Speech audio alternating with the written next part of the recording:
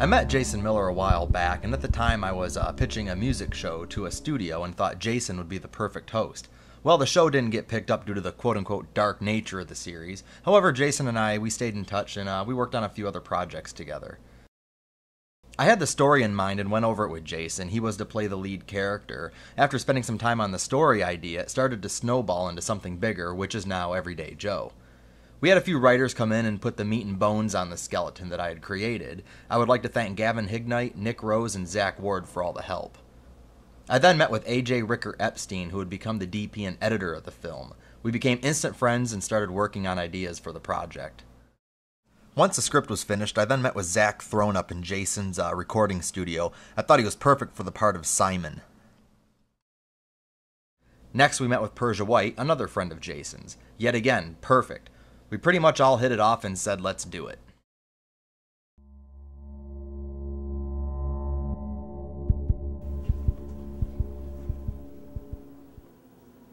Action.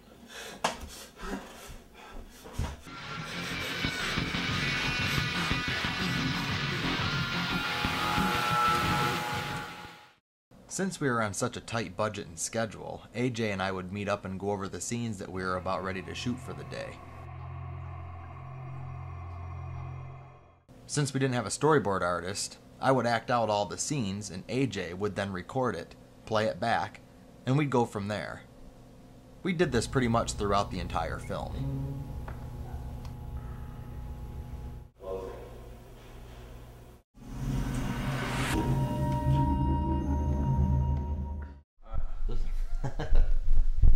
That's fine.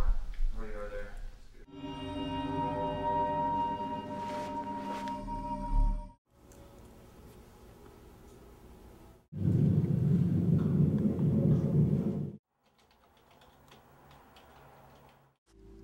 I mean, I woke up in a freaking alley. You like following me, Joe? Is that why you were at Dr. Milberg's office?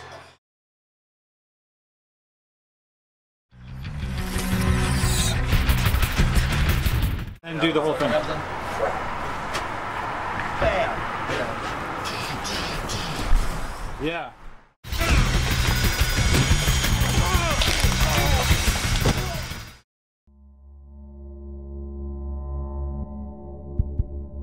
I wrote the story around what I had access to location-wise.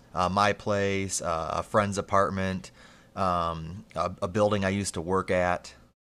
We would get in, knock out the scenes, and leave at a pretty decent time without getting in anyone's way.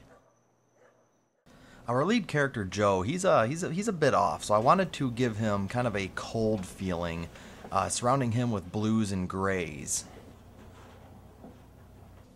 We located a bunch of props and a wardrobe and placed them around the apartment to fit the color scheme. I wanted Dr. Milberg's location to have more of a warm feeling, more inviting. I wanted Joe to be a little out of place while he was meeting with everybody in the group sessions. I wanted the same feel with Persia's character, Gina. We used warm colors and a few friendly props to dress up her location. I wanted people to get a sense that Joe was distant from all these characters around him.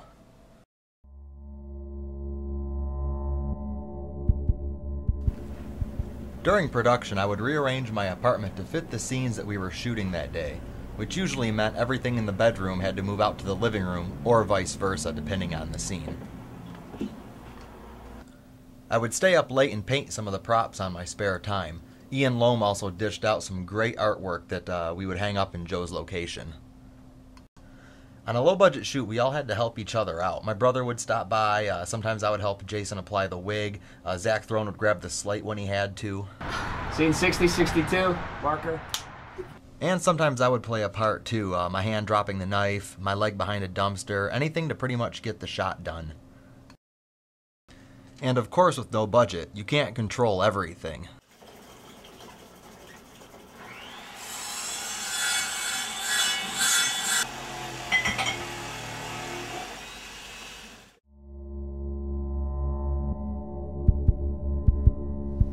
God.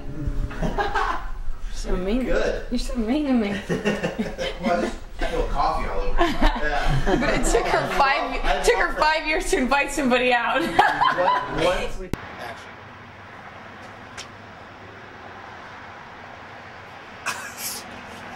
These guys are cracking me up. I'm actually shooting something right now, Jason, but I'll check it out in a second.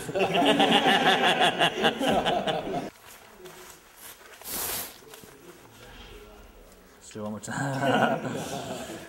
Okay, sorry. We have so many outtakes. Okay, ready? Yep. Over 12 hours of actual outtakes. Where's my pen? Okay, I'm sorry. Let's go one more time.